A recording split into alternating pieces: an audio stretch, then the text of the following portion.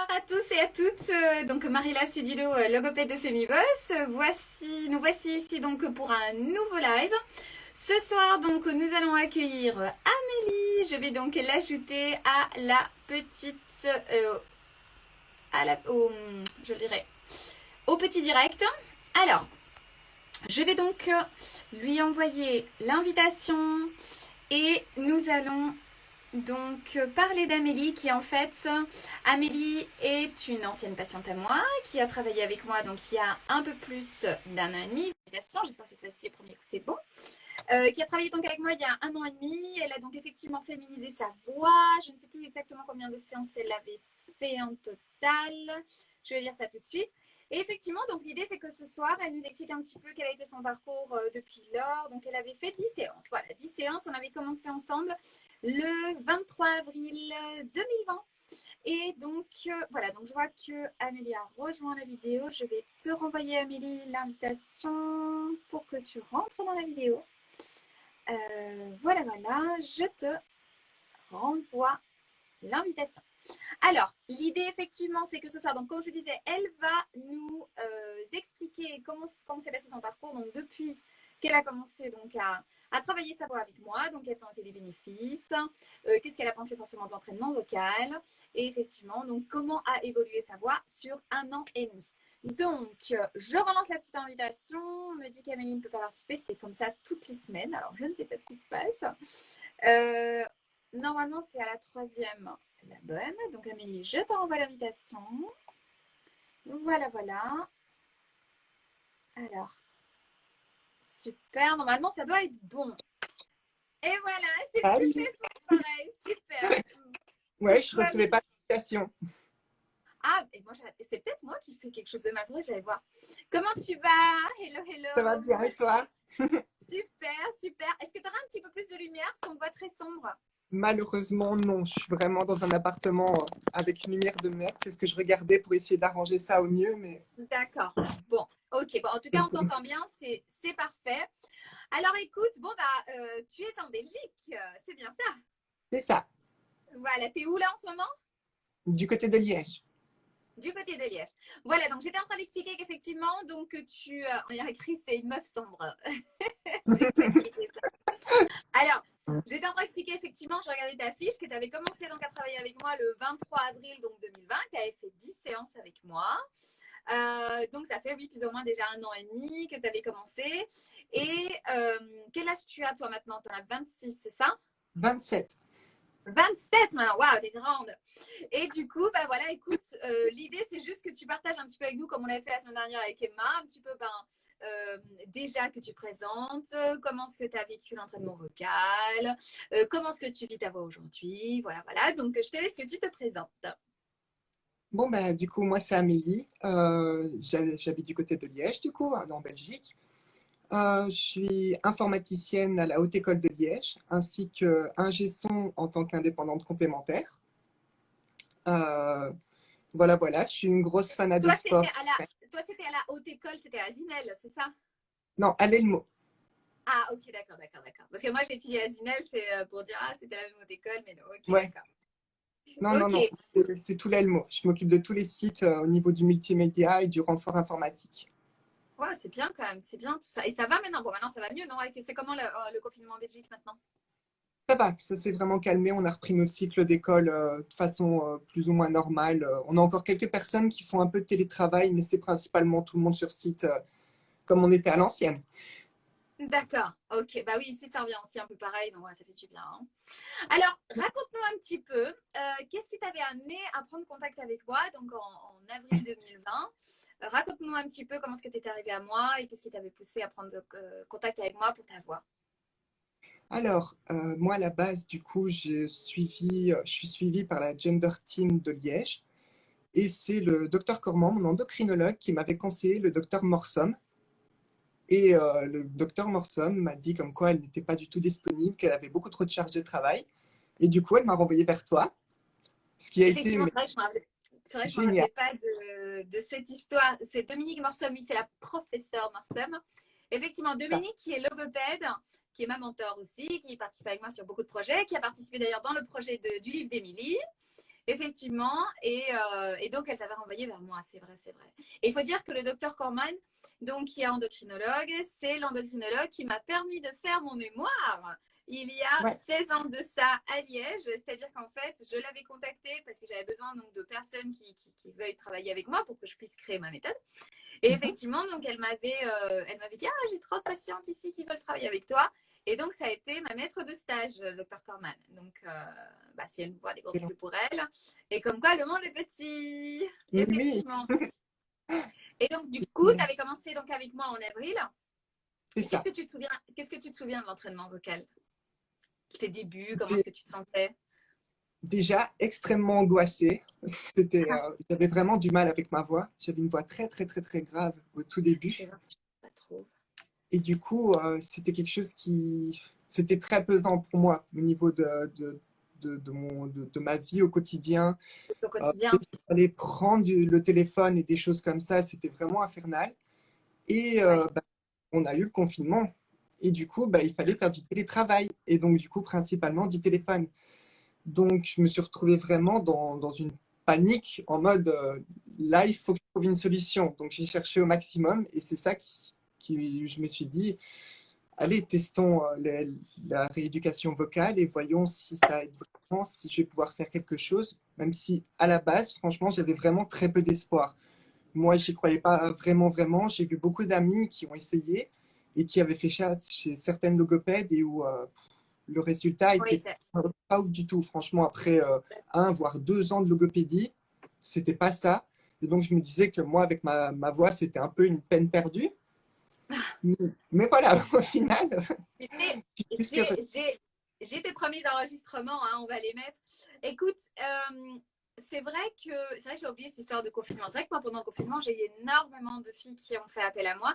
Il y avait deux types de cas. Un cas comme le tien, effectivement, elle devait donc faire du télétravail, donc elle avait besoin d'être au téléphone parce que toute la journée, ah, c'était en mode oh mon Dieu. Et il y avait l'autre versant qui était en mode, elle ne travaillait pas, et donc du coup, elle avait tout le temps libre finalement pour s'occuper de leur voix.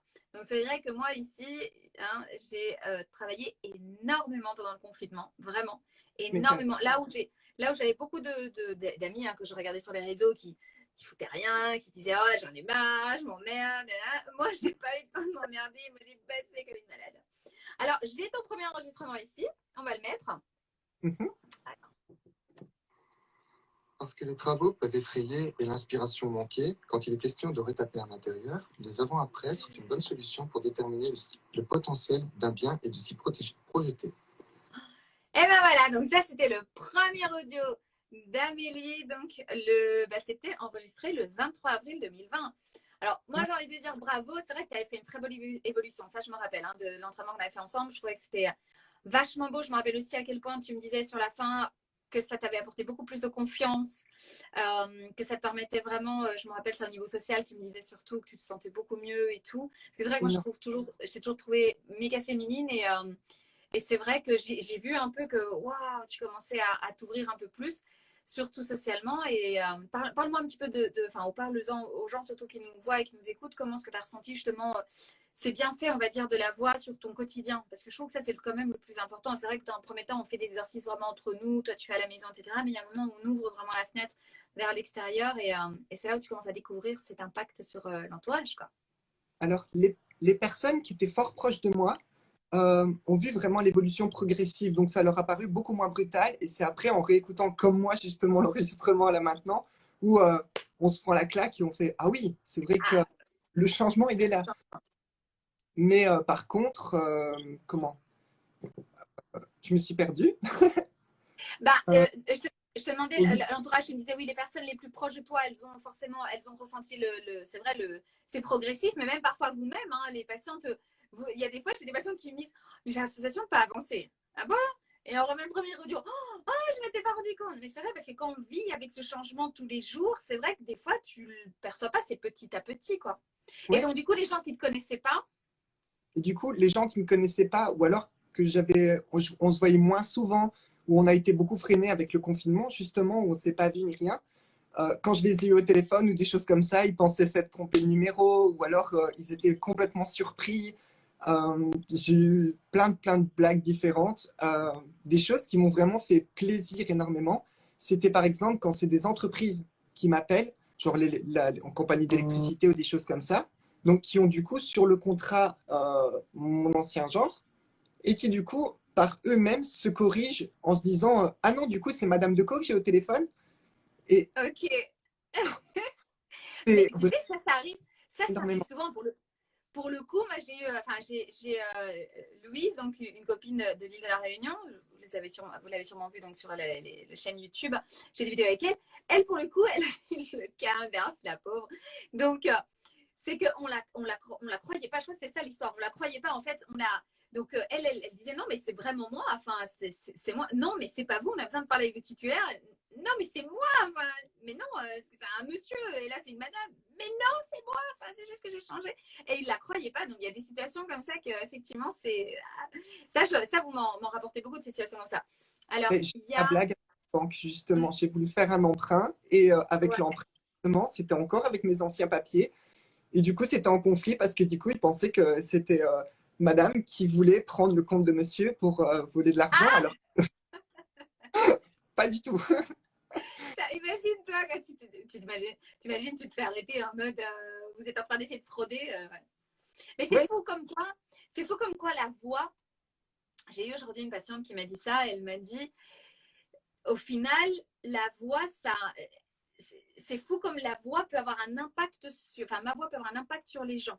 C'est-à-dire, par exemple, elle m'a expliqué ce matin, elle est allée à une Pride, elle a parlé avec beaucoup de monde qu'elle ne connaissait pas, elle se lâche en train de tester sa nouvelle voix, elle est à la 6e séance là, et elle me dit, c'est fou l'impact, parce qu'avec elle, je travaille aussi beaucoup la séduction vocale, le fait vraiment de, tu sais, de pouvoir créer ce que j'appelle moi la manipulation positive, le fait de pouvoir en fait amener quelqu'un à faire quelque chose, tu sais, mais on parle toujours de manipulation négative, parce que heureusement, manipuler, c'est quelque chose de négatif, mais la manipulation positive, comme je donne toujours l'exemple, c'est par exemple, tu es dans un train, tu as une énorme valise, tu as un monsieur à côté de toi, et tu es là, oh monsieur, pourriez m'aider s'il vous plaît, je peux pas avec ma valise.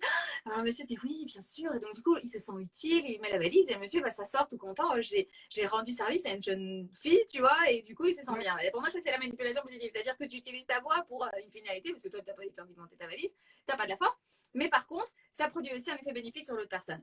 Et donc, du coup, elle me disait, ce matin, elle me dit, c'est faux parce que je me rends compte qu'effectivement, moi, avec ma voix, ben, les gens se faisaient une image de moi, ça accompagnait mon physique, ça accompagnait toute la personne que je suis.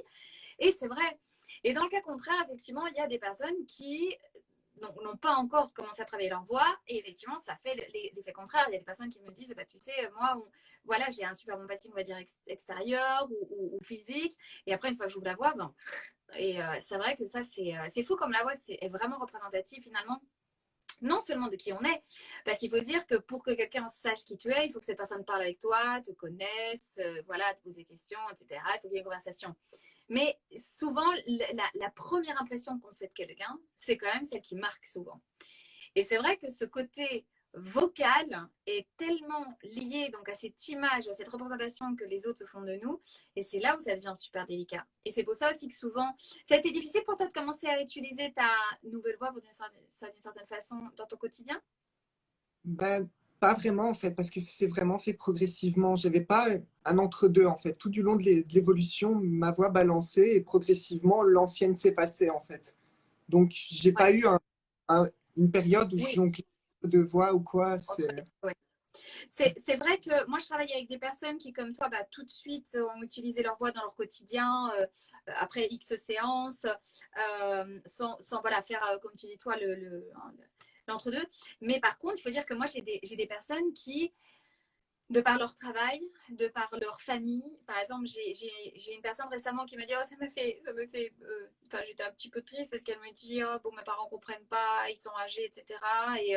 Et en fait, ça va être leur 50 ans de mariage ou quelque chose comme ça. Et du coup, bah, forcément, je vais devoir être en garçon. Et ça me fendait le cœur parce que je me disais, c'est quand même fou parce qu'elle va commencer à travailler sa voix, mais ce jour-là, elle va travailler en garçon. Je pense que c'est au mois de janvier, et donc du coup, c'est dans 3 4 mois, tu vois. Donc il faut dire que j'ai quand même encore des personnes qui doivent. Il y a une imposition, parce que ça l'a fait. Tu sais, on parlait de ça avec cette personne justement il y a quelques jours. C'est fou parce que je comprends cette sensation ou ce sentiment que la plupart de mes patientes ont de ne pas vouloir faire du mal à leur entourage. D'accord. Mais moi, ce que je leur dis souvent, c'est, et ça, c'est une autre patiente qui me l'a appris, enfin, ou qui m'a donné cette vision-là, c'est qu'au final, vous n'imposez rien. Vous êtes comme ça. Et j'ai souvent des patientes qui ont peur de s'imposer ou de, tu vois, de heurter les gens qu'elles aiment ou qu'elles aiment. Et je trouve ça, c'est tellement délicat, mais tellement délicat. Et au final, l'impact de la voix sur l'entourage, ce moment-là est important. C'est pour ça que je te posais cette question-là. Parce que rends-toi compte qu'il y a des moments où quand tu vas commencer à petit, utiliser un peu plus la mélodie, etc.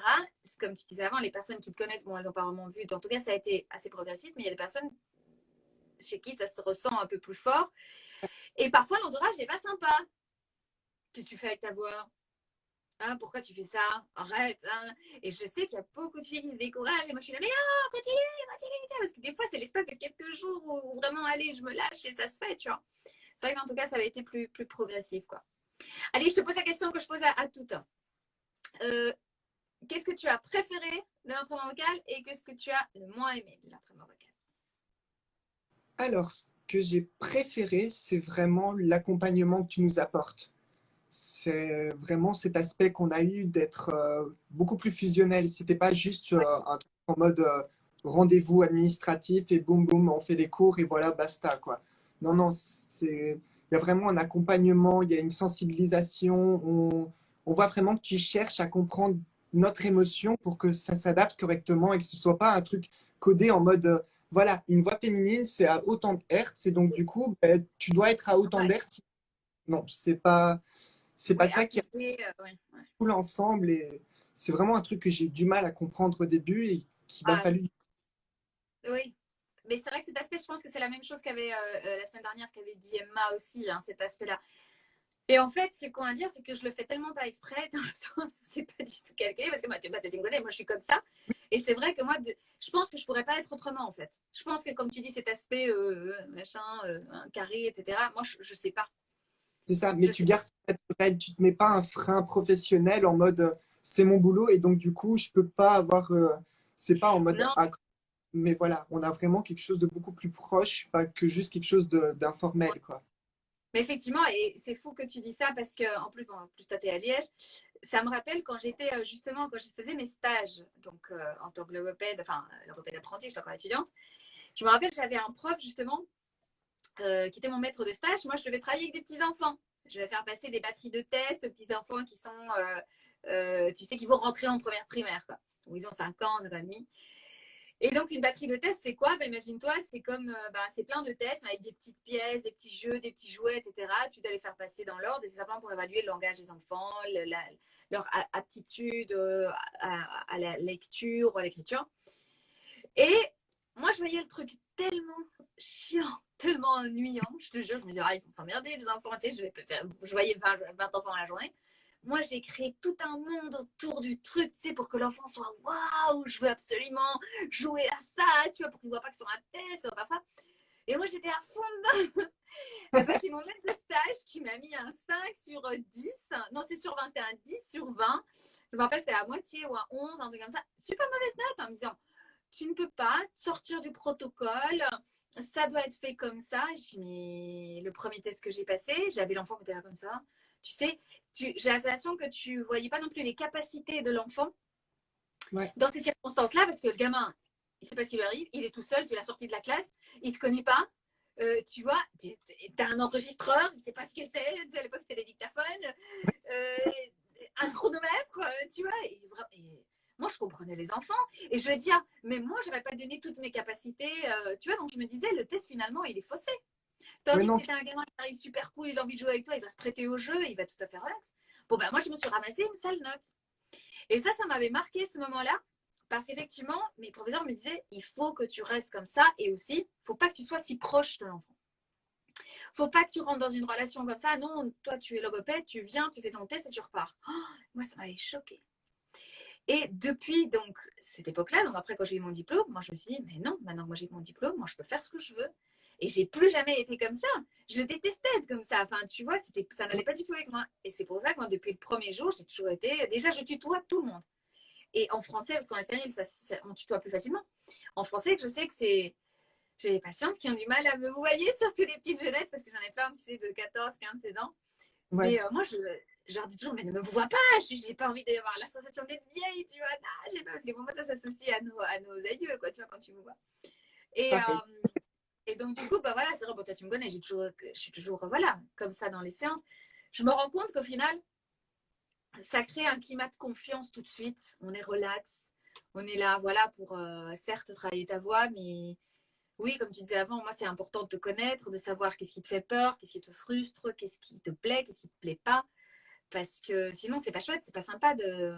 On a 10 semaines devant nous, autant s'amuser, quoi. Enfin, moi, je Ouais, trouve ça. clairement, Et qu'est-ce c'est que vraiment. tu as aimé le moins?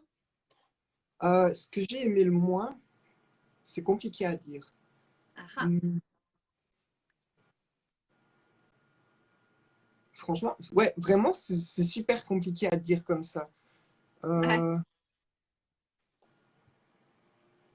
je crois que c'est peut-être juste le manque de présence, mais c'est parce que je suis une personne qui est très, très contact, très, Ah, tu veux très. dire que ça a été par Skype? C'est ça. C'est quelque chose où je suis un peu stressée. Je ne sais pas pourquoi, mais encore maintenant, même en étant rassurée, même en connaissant les personnes à qui j'appelle, etc., euh, être via un appareil interposé, c'est quelque chose qui me perturbe. J'ai l'impression d'avoir du mal de D'accord. m'exprimer. La personne ne ressent pas bien les émotions, des choses comme ça. Et donc, du coup, c'est le petit manque que j'avais moi personnellement. Mais Ok. en vrai, ça ne changeait en rien Eh les ben, cours et l'apprentissage, quoi, clairement. c'est fou ce que tu dis parce que j'ai souvent des patients qui me disent à l'envers. Ah ouais, C'est-à-dire qu'elles me disent que elles auraient été plus nerveuses si ça avait été en live. Tu vois? Après, ouais, je vais te dire aussi un secret. C'est que moi, j'ai quand même fait des séances présentielles hein, dans ma vie. Euh, allez, au tout début, vraiment au tout début de ma pratique, il y a quelque chose que je me suis rendu compte, c'est que moi, je suis extrêmement tactile. Mais il y a des personnes qui n'aiment pas ça. ouais, Et donc, je comprends qu'on a tous et toutes notre bulle. Et c'est vrai que quand quelqu'un, même des fois moi, même si moi je suis tactile, des fois si quelqu'un vient me toucher et que moi je suis pas, tu sais, t'es genre pas prête, ah, t'aimes pas. Et, et c'est vrai que j'ai travaillé avec bah, à l'époque, je travaillais je travaillais avec un ORL, donc j'avais plein de cas de voix différents. Et, et en l'occurrence, j'avais un monsieur qui avait 65 ans, je crois que c'était. Et moi, je le faisais qu'il se couche par terre, je faisais faire plein de trucs, c'est bien moi mes méthodes. Et je me suis dit, mon Dieu, enfin, le RAL est passé un jour comme ça, juste me et il voit le patient par terre. Et il m'avait engueulé, il me dit, mais comment tu couches le patient par terre? Tout ça, je dis, mais faut-moi la paix, c'est ma pratique. Mais je me suis rendu compte aussi il y avait des choses peut-être que moi, dans mon élan de justement, allez, on est tous amis, allez, on s'aime, machin, euh, parfois c'était peut-être pour certaines personnes de trop. ouais. Donc, du coup, je t'avoue que moi, travailler comme ça par Skype, ça me convient parce que j'ai la sensation qu'à ce moment-là, je peux être familière comme j'aime bien, proche comme j'aime bien, mais sans brusquer personne. Je pense que ça, bon, toi, c'est un cas à part, mais je te dis, la plupart des personnes me disent qu'elles se sentent plus en sécurité, elles sont cool, elles sont parfois même en pyjama chez elles, tranquilles. Et je pense que ça donne un cadre de sécurité. Ouais. Je pense aussi que, comme je suis tellement tactile, si peut-être j'avais la personne devant moi, je serais trop amenée à toujours te toucher, machin, et ça peut être, à mon avis, parfois dérangeant pour certaines personnes. Donc, je, voilà, il doit y avoir des personnes pour tous les goûts, mais moi, c'était vraiment dans. Alors, voilà, il y a une personne qui dit non, moi, j'aime pas les gens tactiles. Rentrez pas dans ma bulle, tu vois, oui, ben c'est ça, il y a des personnes qui n'aiment pas, et moi ça je le conçois tout à fait, parce que même moi, alors que je suis super tactile, des fois je suis là, mais pourquoi tu me touches? Donc, Oui, non, je comprends. il faut un bon contact, quoi. C'est pareil, je vais pas être la première à venir faire un câlin ou quoi. Mais par contre, une fois que j'ai Ouais. un bon feeling avec la personne ou des choses comme ça, tout de suite, ça va être beaucoup plus smooth. Et... Ah oui, non, moi aussi, moi je suis pareil que toi, ouais. Mais ok, donc écoute, c'est cool d'avoir vraiment ce ressenti et ce retour. Euh, D'un autre côté, aujourd'hui, maintenant qu'il y a quand même allez, plus ou moins un an et demi qui s'est écoulé depuis ta première séance, qu'est-ce que tu dirais? Enfin, tu as terminé? Bah, écoute, tu as terminé le 25 août 2020, donc on va dire un peu plus d'un an. Qu'est-ce que tu dirais qui s'est passé cette dernière année dans ta vie au niveau vocal? Euh, Est-ce que tu as senti que ta voix a continué à évoluer après les séances? Euh, pas des masses en vrai. Je trouve qu'elle s'est vachement stabilisée. Après, je sens des petites variantes en fait. Dans les périodes où je suis vraiment dans des situations très stressantes, où j'accumule beaucoup trop de fatigue et des choses comme ça, je vais avoir vraiment du mal au niveau de ma voix. Je vais avoir vite tendance à avoir la gorge cassée, des choses comme ça. Ouais, Euh, tout le monde. Par contre, il y a des périodes où je suis en mode très, très musical. Je chante beaucoup, je fais beaucoup de musique et des choses comme ça. Et du coup, vu que je suis dans cette sphère où je suis beaucoup sur mes ondes musicales et tout, ben pareil, ma voix, du coup, se chauffe beaucoup plus continuellement. Et donc, du coup, j'ai beaucoup plus de facilité dessus, beaucoup moins de fatigue et des choses comme ça. Et des fois, je remarque que j'apprécie plus ma voix dans les journées où justement j'ai pu bien l'échauffer, où j'ai pu bien Ouais. l'utiliser, des choses. Après, tu soulèves un point qui est important à dire. Je sais qu'il y a ce grand mythe de la voix cisgenre, hein, comme quoi il y a beaucoup de filles transgenres qui imaginent que nos voix à nous, des femmes cisgenres, elle est toujours magnifique, super bien, qu'on se réveille genre Blanche-Neige le matin. Non, non, mais c'est vrai. Écoute, mais moi ça va. Et moi je triche. Hein, moi, ça fait quand même 16 ans que je fais de la voix tous les jours. Donc forcément, moi, j'ai pas de problème de voix. Mais je t'avoue que si j'ai des matins où j'ai été fatiguée, ou même, il faut le dire, le lendemain de sortie, tu vas faire la fête, machin, le lendemain, tu te réveilles, t'es là, oh, je veux juste un plat de pâtes. Ma voix, elle est plus rauque. Mais je sens mes cordes vocales, elles sont, voilà, je peux pas me faire une petite, comme ça. Moi, je joue beaucoup avec ma voix, j'arrive même pas à la voix de tête. Il y a des fois, ça m'arrive comme ça. Les Ouais. corrections je fais de mes patientes, des fois je les fais le matin, et quand je dois corriger une sirène, tu sais, pour montrer comment elle est dans la voix de tête, il y a des fois, j'arrive pas à faire la sirène, mais ce qui est normal. Quand on passe 8 heures couchée, la corde vocale est là, elle dort, et tout d'un coup tu la réveilles et tu prétends qu'elle te fasse un ouh, c'est pas moyen. Après, les émotions, comme tu sais bien, les émotions aussi, ça affecte parce que, enfin, ni moi, ni toi, ni personne, on peut être tout le temps, enfin, ce serait pas cohérent avec des émotions qu'on transmet. C'est-à-dire, on va pas être tout le temps salut, ça va, oh mon Dieu, ouais. Non. Moi, des fois, je suis là, je suis en mode oh là là, qu'est-ce qu'il me raconte encore lui? Ou alors, je sais pas, ou tu sais, t'es dans une situation où t'es là, quoi? Bah, je sais pas, ou je sais pas, où tout à coup tu vas t'énerver, ou alors t'es offusqué, t'es là, ah, mais non, mais pas du tout. Et alors, tu vas vers le bas. Et c'est ça qu'il faut comprendre, c'est que la voix, bah, toi, tu le sais bien, elle bouge et elle vit avec nous. Et c'est vrai que souvent, je pense qu'il y a une image de la voix cisgenre qui est trop fleur bleue, tu vois, en mode.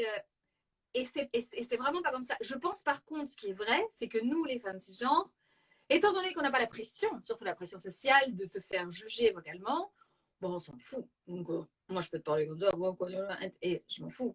Tandis qu'effectivement, une femme transgenre va sûrement vivre avec plus de stress ces situations-là, et je pense que le stress va réduire son naturel expressif dans les moments d'émotion. C'est pour ça que moi, je travaille beaucoup la voix émotionnelle, justement, pour que vous ayez votre personnalité vocale dans chacune des émotions que vous allez ressentir.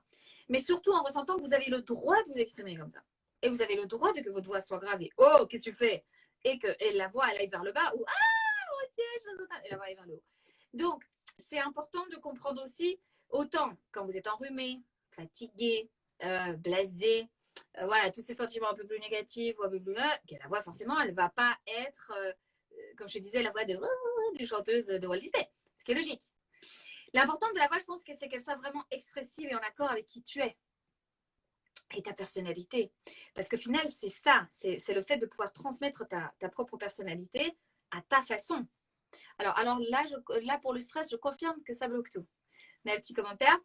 Oui, le stress, j'en parlais encore avec une patiente l'autre jour. Alors, vous savez, moi, je suis orthophoniste, mais je suis pas dans la perfection non plus. Hein. C'est-à-dire que moi, bon, j'évite toujours de crier parce que forcément, c'est un peu des formations professionnelles. Je sais ce que le cri provoque dans les cordes vocales, mais il faut dire qu'une des dernières fois que j'ai crié, moi, j'ai un stress très fort aux cordes vocales, c'est que mes cordes vocales se raidissent et j'ai plus de voix. Et je le sens, mais fort, fort, fort. Et donc, effectivement, ou même avec le stress, je le sens. Hein. Ouais. Et des fois, je peux chevrotter aussi, comme tout le monde. Donc, il faut penser aussi que le stress, pour toute personne sur cette planète, est un moment à vivre désagréable dans lequel il y a montée d'adrénaline, tremblement, augmentation de la sueur, augmentation de la tension musculaire, quelle qu'elle soit et où qu'elle soit. Et forcément, tout ça a un impact sur le larynx. La gestion du stress, ou la gestion même du trac, si on pense aux acteurs, aux chanteurs, etc., forcément, c'est quelque chose qui se travaille. Mais le stress, c'est aussi une émotion. Et effectivement, si la voix, elle n'est pas parfaite, on va dire, dans un moment de stress, ben c'est normal. Parce que sinon, tu ne pourrais pas refléter le stress. À moins que tu ne le veuilles pas, et comme je te disais, à ce moment-là, tu le travailles. Hein. Mais c'est ça qui est important de comprendre. C'est qu'il ne faut pas fuir l'expression des émotions. Il ne faut pas fuir ça parce qu'après, tu te retrouves avec une petite voix comme ça. Salut, là, je suis contente, là, je suis fâchée, là, je te déteste et là, j'ai envie de mourir. Non, ce ne serait pas cohérent. C'est vrai. Et malheureusement, je vois qu'il y a beaucoup de filles qui n'osent pas parce qu'elles ont peur de sortir de cette équation où elles se sentent féminines. Mais la féminité, c'est pas seulement être heureuse. La féminité, c'est pleurer, c'est être voilà, déçu, c'est exprimer tous ces sentiments ou ces émotions qu'on a tout au long de la journée. C'est là où il faut être capable de laisser vivre sa propre voix au final. Clairement. Mais d'ailleurs, c'est un truc que j'ai remarqué. J'ai, je dirais, deux voix sur ma journée. J'ai la voix publique et j'ai la voix privée où je le remarque quand je suis avec des personnes que j'ai l'habitude de discuter et tout ça. Je vais avoir une voix beaucoup plus posée, beaucoup plus low, beaucoup plus down. Par contre, une fois que je vais être avec des gens que je ne connais pas ou que je dois passer un appel ou des choses comme ça, Ouais. hop, ça va Tu vas remonter genre affirmer un peu plus, ouais. C'est ça. Comme ça, je suis sûre et certaine qu'il n'y a pas de problème quoi, d'identification, des choses comme ça. Mais après, une fois que je suis avec des gens où j'ai l'habitude, des trucs comme ça, tout de suite, on va avoir tendance à beaucoup plus se détendre, justement, pour ne pas me stresser, pour ne pas me tendre et pour ne pas me fatiguer. Mais je pense que ça t'arrive à toi et à tout le monde, parce que finalement, à moi aussi. Hein. Oui, tu sais, je pense qu'on a tous un peu. En fait, je pense, justement, je parlais de ça avec une autre patiente. On parlait du téléphone. Comme quoi, même moi, quand je fais mes messages vocaux, où je dois avoir quelqu'un au téléphone, inconsciemment, j'augmente ma mélodie et je la marque plus. Premièrement, dans une envie ou un souhait de transmettre de la sympathie, de la confiance, tu vois, tu essaies toujours de transmettre quelque chose dans un message. Et moi, je sais que par exemple, quand j'ai des patientes qui m'écrivent pour me demander un premier rendez-vous, coucou, bonjour, c'est Mariella, je suis la logopède de Fémiboss, alors voilà, j'envoie un petit message parce que j'ai reçu ton message. Et forcément, je suis inconsciemment plus joyeuse, si tu veux, ou je transmets plus ça. Ouais. Si par exemple, j'ai envoyé un petit message vocal à mon fiancé, forcément, je vais pas faire salut mec, ça va. Non, je vais faire mon amour, tu vois, forcément. Par contre, quand j'envoie un message à mon frère, c'est yo, ça va. Et je te jure que je change complètement avec mon frère et même avec des copines. Donc en fait, je pense aussi qu'on a une personnalité vocale avec chacune des personnes avec qui on parle parce qu'il y a un univers qui se crée. Ouais, et il y a un impact de cet univers, non seulement sur nos attitudes et comportements, mais aussi sur notre gestuelle vocale et sur notre personnalité vocale. Et ça, je pense que c'est important de le comprendre, parce que moi, ce que j'ai toujours, c'est que tu diras jamais bonjour 2 fois dans ta vie pareil, ni à la même personne, ni au même moment, ni avec les mêmes circonstances. Et ça, c'est comprendre que la voix change et vit avec toi-même et qu'il faut accepter ces changements pour finalement donner cette liberté à cette voix qui est la tienne. Et c'est que comme ça, et quand tu te relaxes, que vraiment tu commences à percevoir la vraie voix qui est la tienne. Ouais, c'est clair. C'est beau ce que je viens de dire. Waouh. Mais c'est vrai. Mais c'est vrai que c'est ça, quoi. Mais oui, mais c'est ça. Et tu sais, et ça, je m'en rends compte de plus en plus parce que je travaille avec beaucoup de filles, transgenres. Et ça, je me rends compte énormément parce que le jour où je leur dis, bon, c'est bon là, tu te lâches, c'est fini, oublie tout. Je veux que cette semaine, vraiment, tu te lâches, tu laisses ta voix vivre, relaxe-toi. Et ben, tu sais quoi, il y a une libération énorme. Ouais, clairement. Énorme. Parce qu'on n'est plus sur la retenue, là, on n'est plus sur il faut que je fasse quelque chose de bien. Non, tu fais juste les choses à ta façon. Oublie de faire quelque chose comme les autres. Oublie d'imiter. Oublie de reproduire. Non. Forcément, il y a un premier moment où tu connais bien, où moi je travaille certains modèles que je te donne et après je te donne la liberté de choisir par où tu veux aller. Et ça, je trouve que c'est super, super important de comprendre au final. Et probablement... Vas-y. C'est ce que j'ai souvent dans la musique, c'est des gens qui viennent et qui du coup n'arrivent pas à avoir correctement leur performance vocale parce qu'ils veulent chanter comme tel chanteur ou telle chanteuse. Et du coup, ils se cassent et donc ils se brident leur corde vocale et des choses comme ça parce qu'ils essayent d'imiter leur grain. Alors du coup, ils libèrent pas leur voix et je leur explique comme quoi il faut d'abord chanter avec sa voix avant d'essayer de choper de quelqu'un d'autre. Et souvent, ce truc-là, ça débloque énormément de choses, quoi. Tu as totalement raison. Et tu sais que pour te dire quelque chose, c'est que, d'ailleurs, je pense que dans mon livre en français, c'est encore écrit. Là, je suis en train de préparer un autre livre qui va bientôt sortir. Mais donc, ce livre que j'ai écrit en français, donc c'était une traduction du bouquin que j'avais écrit en 2016. Hein, donc, ça fait déjà quand même il y a 5 ans. Tout ça pour te dire qu'au début, moi, je donnais un exercice. Ah, Emma rejoint la vidéo. Bonjour Emma. C'était Emma de la semaine dernière. Et Écoute, moi au début, je donnais un exercice, ça s'appelait l'exercice de visualisation, où effectivement, je demandais aux filles qui venaient travailler avec moi, trouve-moi 3 voix que tu aimes sur YouTube, par exemple, des voix parlées. Ça peut être des interviews, ça peut être ce que tu veux. Et, coucou. Et du coup, parce que je me disais en moi-même, ça va me donner une idée de la voix que la personne voudrait avoir ou vers laquelle elle tend.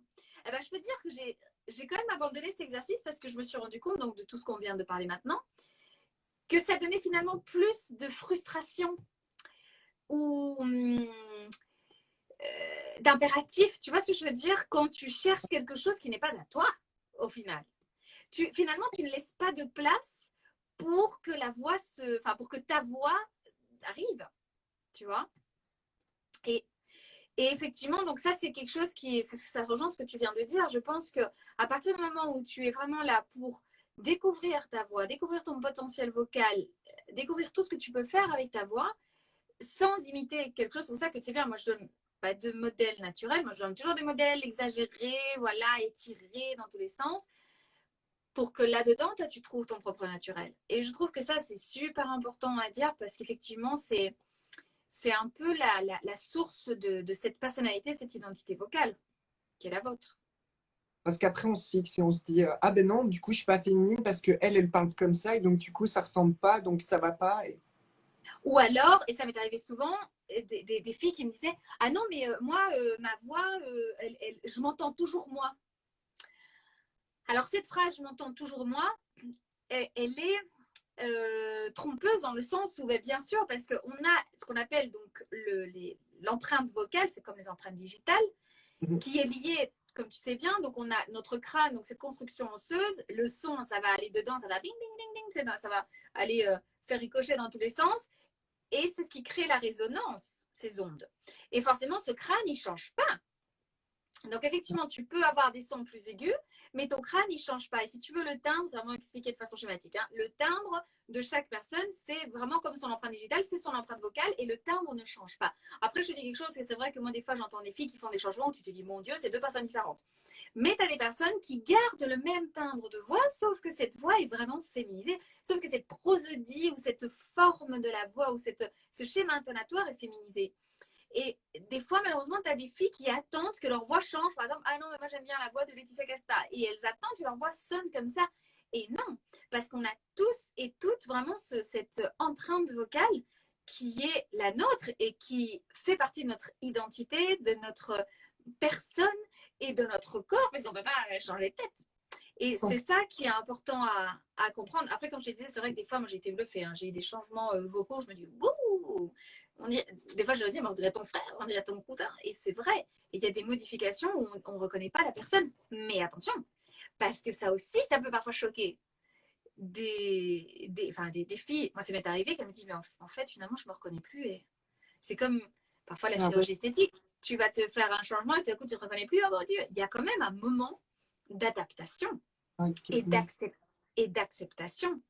Donc ça, pour te dire qu'il y a vraiment il y a de tous les cas. Il y a vraiment... moi, j'ai vraiment de tout. Et c'est pour ça, dont on en parlait avant, que je pense que je suis tellement proche de mes patientes. J'ai besoin de savoir ce que tu ressens. J'ai besoin de savoir ce que tu veux. J'ai besoin de savoir ce que tu penses. J'ai besoin de savoir quand tu es fatiguée, quand tu es heureuse, quand ça va pas, quand ça va bien. Et ça, c'est impératif. C'est impératif. Et oui. Alors, est-ce qu'il y a quelque chose que tu voudrais rajouter en ce beau live d'aujourd'hui? Que c'était un vrai plaisir d'avoir travaillé avec toi, déjà. Eh ben, moi aussi, figure-toi, parce que c'était vraiment chouette. Moi, je me rappelle, nos séances, c'était vraiment chouette. J'ai adoré une bonne expérience. Ça m'a aidé énormément aussi à faire une réflexion sur moi-même, à faire un gain pour mon expérience personnelle aussi. Et pour mon retour aussi, pour tout ce qui est musical, etc. et tout, ça m'a fait aussi prendre un sacré pas. Je dois dire que j'ai encore un petit peu cette angoisse de ma voix, où je ne suis pas toujours totalement sûre et certaine de moi. J'ai toujours eu... à quels instants? Dès que c'est des trucs un petit peu touchy, des trucs administratifs ou des choses... plus sérieux. Plus sérieux. et que ça doit rentrer dans des trucs un peu plus angoissants, où ça vient provoquer du stress ou des trucs comme ça, c'est dans les moments-là où je me dis, est-ce que je suis vraiment sûre de moi? Et du coup, j'ai cette petite angoisse qui revient où je me dis, et puis après, ça passe au-dessus et on fait, bah ça va, mais en fait, ça va très, très, très, très bien. Mais souvent, tu sais, et souvent vous vous faites mais du mouron pour rien. Et souvent, c'est dans votre tête. Je te jure, ça, je le vois avec toi. Bon, il y a plein d'autres filles. Et c'est vraiment, c'est comme si tu te fais tout un scénario dans la tête. Et au final, tu te rends compte que, bah non, tu vois que ça passe super bien. Et c'est vrai, quoi. Mais bon, j'espère que ce petit truc, c'est pas assez facile. Je me suis fait engueuler juste ici avant le live par des amis en mode, mais ça va aller? Parce que je partais déjà avec un stress en mode, oh, mais si c'est pas assez bien, et si j'ai perdu des compétences vocales, et si...